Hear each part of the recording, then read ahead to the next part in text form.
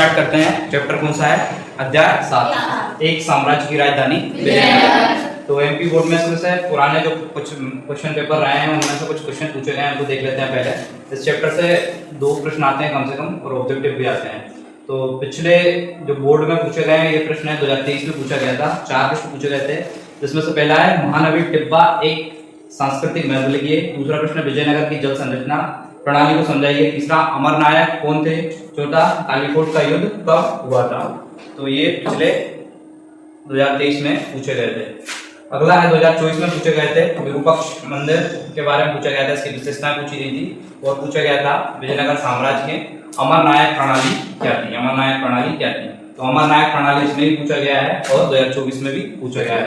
इसके बाद 2025 में पूछा गया था विजयनगर साम्राज्य में कृषि क्षेत्र में किलेबंद हुआ क्यों समाहित किया गया, स्पष्ट कीजिए। अगला पूछा गया था वही महानवी टिब्बे के बारे में, ये यहाँ भी पूछा गया था इसको 2023 में। इसके बाद 2026 में पूछा गया राक्षसी तंगड़ी का युद्ध किसके बीच हुआ था, इसी से विजयनगर साम्राज्य का अंत होता है। अगला है विजयनगर साम्राज्य में स्थित विट्ठल मंदिर की कोई 3 विशेषताओं का वर्णन कीजिए। तो कुल मिलाकर बात करी जाए तो इसमें से एक महानवी टिब्बा 2 बार पूछा गया है, एक अमरनायक वाला क्वेश्चन भी 2 बार पूछा गया है ना। और जो मंदिर हैं 3 मंदिर है उसमें पढ़ेंगे आप, विट्ठल मंदिर है ना, राजा कौन सा था, एक हजारा राम मंदिर, और एक और पढ़ेंगे इसमें जो भी अपन पढ़ेंगे नहीं। चलो आगे देखो,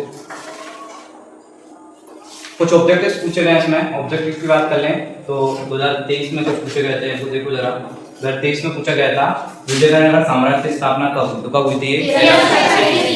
दूसरा इसमें से एक सत्य असत्य पूछा गया था, 1976 में हम्पी को राष्ट्रीय महत्व स्थल की मान्यता दी गई।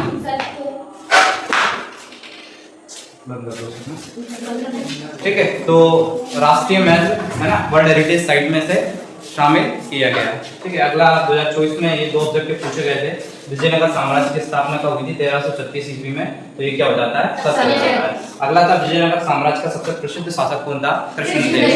कौन था, कृष्णदेव राय था। ठीक है, अगला है इसमें जोड़ी 2024 में पूछी गई थी, जोड़ी पूछी गई थी हरिहर प्रथम किस वंश का था, तो ये किस वंश का था, जोड़ी। एक और जोड़ी पूछी गई थी इसमें, कृष्णदेव राय ने कौन सा ग्रंथ लिखा, तो ये लिखा अमृत माल्या।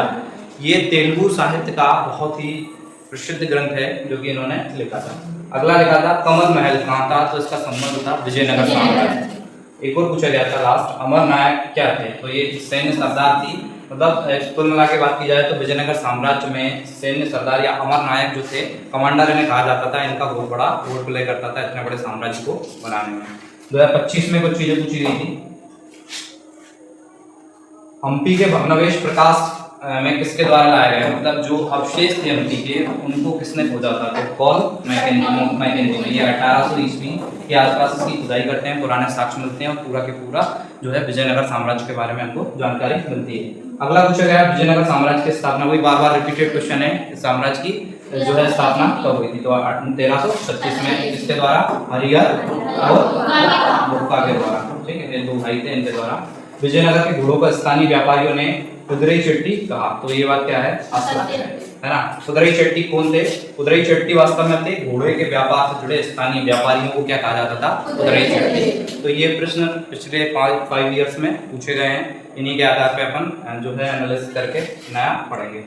ठीक है, स्टार्ट करते हैं चैप्टर विजयनगर साम्राज्य। विजयनगर साम्राज्य, इसकी बात कर लेते हैं। विजयनगर साम्राज्य में अपन देखेंगे सबसे पहले हम क्या पढ़ेंगे, साम्राज्य की स्थापना और प्रमुख शासक। स्थापना कब हुई और प्रमुख शासक इसमें कौन रहे हैं। ठीक है, अगला इसमें पढ़ेंगे नगर और किलेबंदी, किस प्रकार की नगर प्रणाली की है, नगर नियोजन किस प्रकार था, दुर्ग और किले की बंदी किस तरीके से की, जल प्रबंधन खेती के लिए और साम्राज्य के लिए वो जल की व्यवस्था किस तरीके से करते थे, धार्मिक और राजकीय केंद्र जिसमें अपन बात करेंगे विरूपाक्ष मंदिर की, विट्ठल मंदिर की, और महानवमी टिब्बा है ना, टिब्बा लिखा है इसमें, टिब्बा है।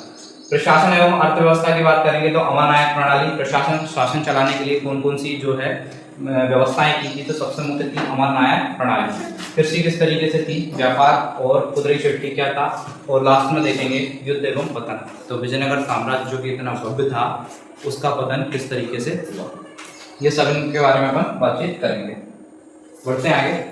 आगे देखो हम्पी कहाँ स्थित है, तो हम्पी पता है आपको क्या थी, हम्पी क्या थी, विजयनगर साम्राज्य की राजधानी हुआ करती थी हम्पी, है ना।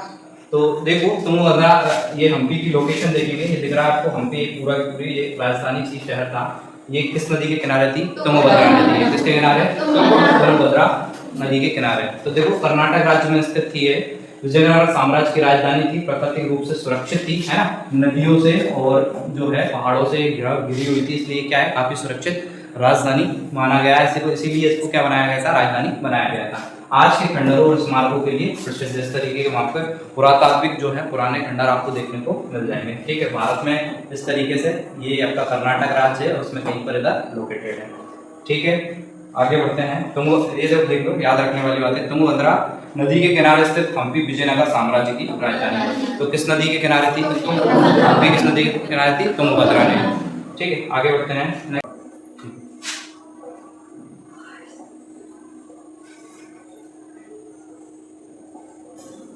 देखो हम्पी की खोज और इतिहास। तो ये हम्पी आपने देखा विजयनगर साम्राज्य लगभग 13वीं और 14वीं शताब्दी के आसपास रहा। इतने पुराने अवशेष को किस तरीके से खोजा गया, किसके द्वारा खोजा गया, तो इसके बारे में पढ़ेंगे। हम्पी की खोज और इतिहास के स्रोत। तो पता है अपन को सन 1800 ईस्वी में, कब? 1800 ईस्वी में कर्नल कोलिन मैकेंजी, कौन थे? ये थे एक अंग्रेज अधिकारी थे, कर्नल कोलिन मैकेंजी। इनके द्वारा विजयनगर साम्राज्य की राजधानी हम्पी के अवशेषों को ढूंढा गया।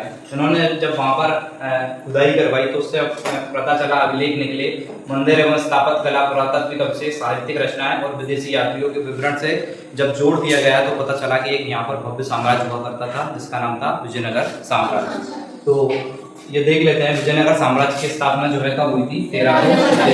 14वीं से लेकर 16वीं शताब्दी तक ये विजयनगर साम्राज्य का उत्कर्ष का काल माना जाता है। इसमें अलग अलग प्रकार के जो हैं इसमें वंश आए, जिसमें थे संगम, सुलुभ, तुलुभ और अराविड, है ना।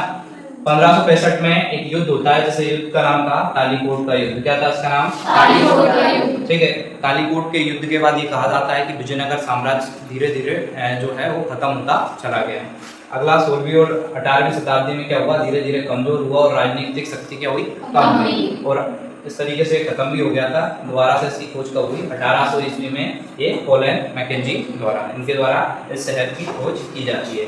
हम्पी के खंडर, अभिलेख और विदेशी यात्रियों के विवरण से हमें विजयनगर साम्राज्य के भव्य अतीत की जानकारी मिलती है। खंडर अपन ने देखा है कि कोई भी पुरातात्विक साइट होती है उसकी जानकारी हमें कहाँ से मिलती है?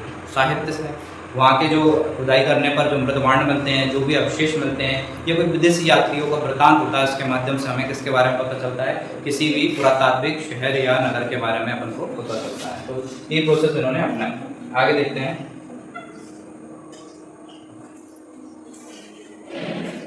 अगला है विजयनगर के शासन और राजवंश।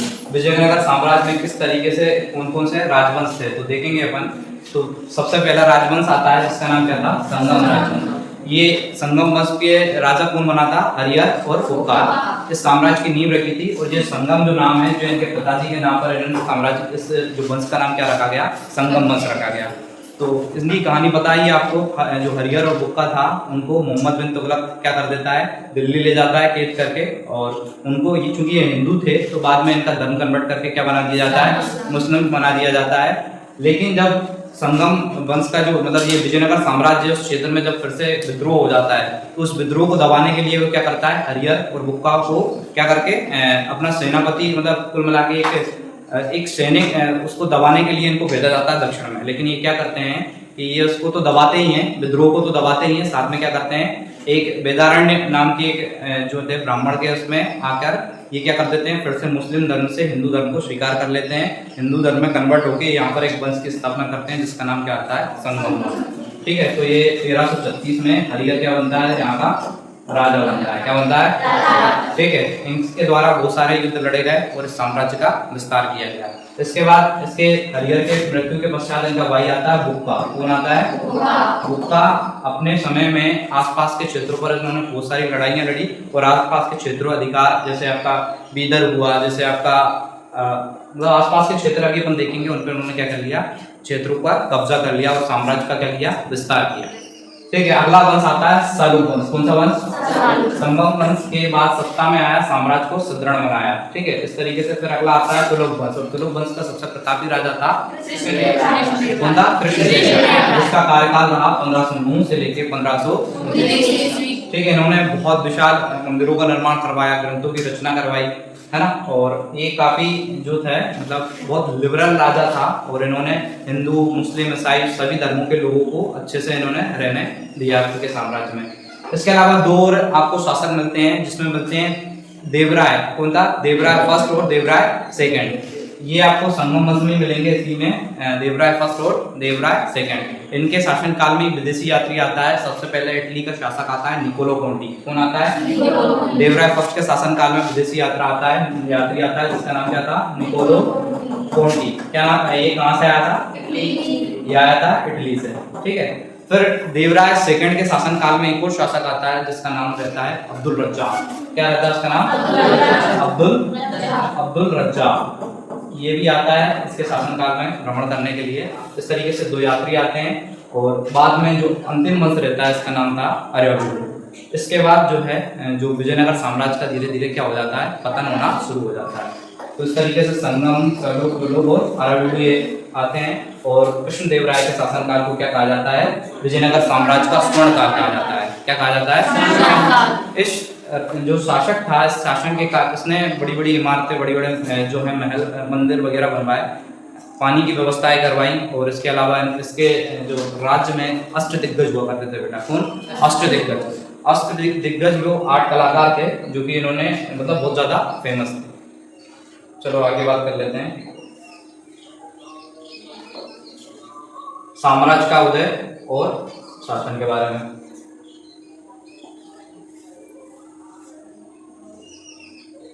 देखो आगे विजयनगर साम्राज्य का उदय, तो वही फिर बात आ जाती है कब इसका उदय हुआ, 1300 किसके द्वारा, हरिहर और गुप्ता के द्वारा। किस नदी के तट पर, तुंगभद्रा नदी के नाम पर इनकी राजधानी हुआ करती थी, जिसका नाम क्या था, हम्पी था। दक्षिण भारत में इसका हिंदू शासन की स्थापना करने वाले ये शासक थे, ठीक है। तो इसमें ये बताया कि संगम वंश का में कौन थे, हरिहर थे, गुप्ता थे, देवराय फर्स्ट थे इसी में, और देवराय सेकंड भी इसी के थे, ठीक है। फिर इसमें नरसिंह, जो सुलभ नरसिंह थे, इन्होंने जो था सुलभ वंश की स्थापना की।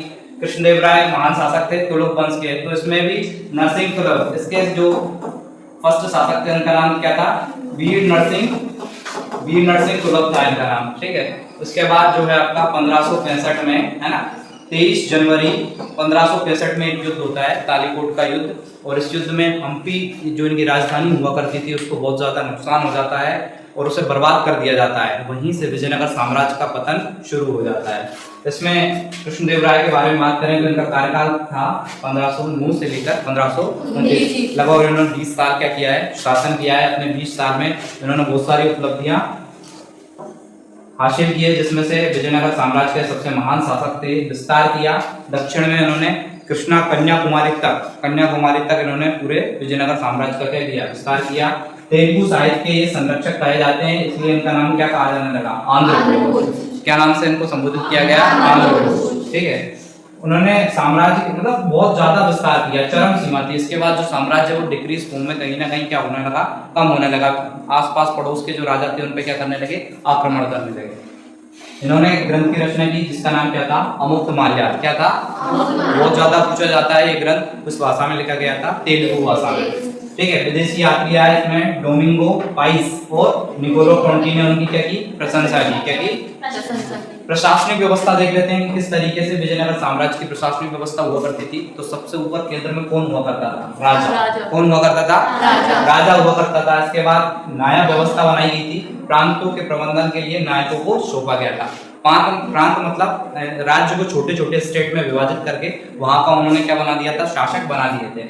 राजस्व की व्यवस्था थी, राजस्व वसूला जाता था भूमि से, भूमि पे क्या लिया जाता था, कर लिया जाता था, जो कि लगभग 1/6 था। कितना था, 1/6 था। न्याय व्यवस्था की बात करते हैं, न्याय किस आधार पर होता था, धर्मशास्त्रों के अनुसार पर क्या होता था, न्याय होता था।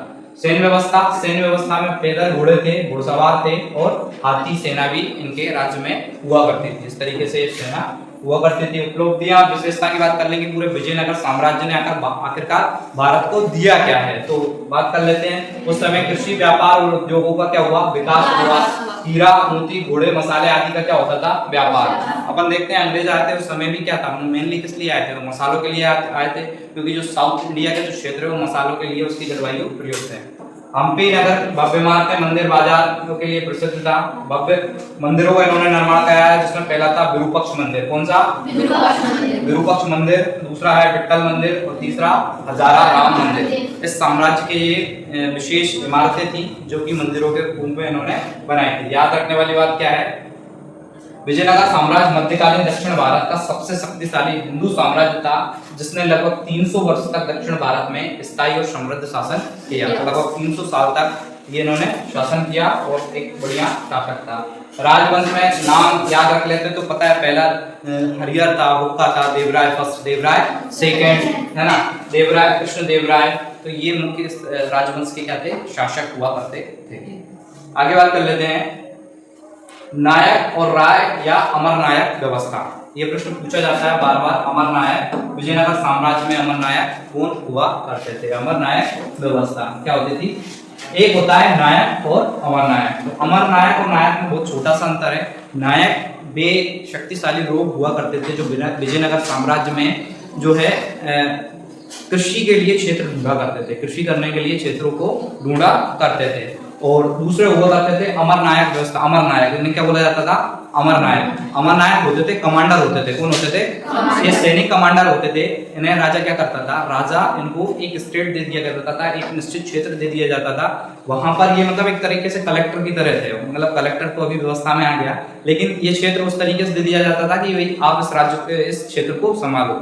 और इनका काम क्या होता था? ये कृषक वर्ग, शिल्पकार वर्ग, व्यापारी वर्ग से टैक्स लेते थे।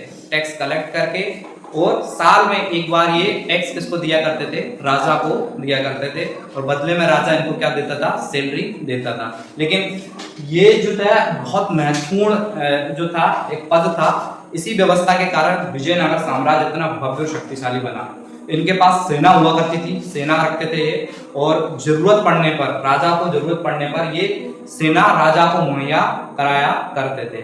ठीक है, तो इस तरीके से इनका काम होता था और ये बहुत शक्तिशाली होते थे। बाद में जब पतन होता है तो इसका कारण भी यही लोग रहते हैं। जब विजयनगर साम्राज्य का पतन होता है तो इन्हीं की वजह से, मतलब एक कारण ये भी रहता है कि पतन का ये भी कारण रहता है। तो देख लेते हैं, राजा सबसे टॉप में था, नायक हुआ करते थे जो कि क्या करते थे? कृषि भूमि को ढूंढा करते थे कि कहां पर उन्हें कृषि करने योग्य भूमि मिलेगी। अमर नायक एक सैनिक कमांडर हुआ करते थे जो कि क्या करते थे? टैक्स कलेक्ट करके राजा को पहुंचाते थे और भूमि क्षेत्र का नियंत्रण तो होता था। राजस्व और सैनिक इन सब पे इनका क्या होता था? नियंत्रण होता था। इसमें देख लेते हैं किस तरीके से दिया है। अमर नायक व्यवस्था विजयनगर साम्राज्य की एक महत्वपूर्ण प्रशासनिक सैन्य व्यवस्था थी। तो जो पद था वो कैसा था? प्रशासनिक पद था। राजा अपने विश्वस्त नायकों को भूमि या क्षेत्र प्रदान करता था, जिसे अमरम कहा जाता था। क्या कहा जाता था? उन्हें दे दिया जाता कि एक राज्य की ये भूमि आपके क्षेत्र में अंतर्गत आती है और आपको इस पर से क्या करना है? कर वसूलना है। क्या करना है? नायक उस क्षेत्र में राजस्व एकत्र करता था, बदले में राजा निश्चित मात्रा में कर तथा सैनिक उपलब्ध कराता था। इसके बाद नायक अपने क्षेत्र का प्रशासन चलाता था, न्याय करता था और व्यवस्था को बनाए रखता था। मतलब ये उस पर्टिकुलर क्षेत्र में राजा जैसे काम करता था, वहां पर न्याय की व्यवस्था भी कौन करता था? अमर नायक करता था। अगला, आवश्यकता पड़ने पर राजा को सेना और अपने सैनिकों सहित उपस्थित होने का दायित्व या वादा करता था। मतलब जब भी राजा को जरूरत पड़ती थी तो ये राजा के पास अवेलेबल हो जाता था। ठीक है, तो देखो अमर नायक मुख्य व्यवस्था मुख्यतः किससे संबंधित थी? तो ये प्रशासन और सैन्य व्यवस्था से संबंधित।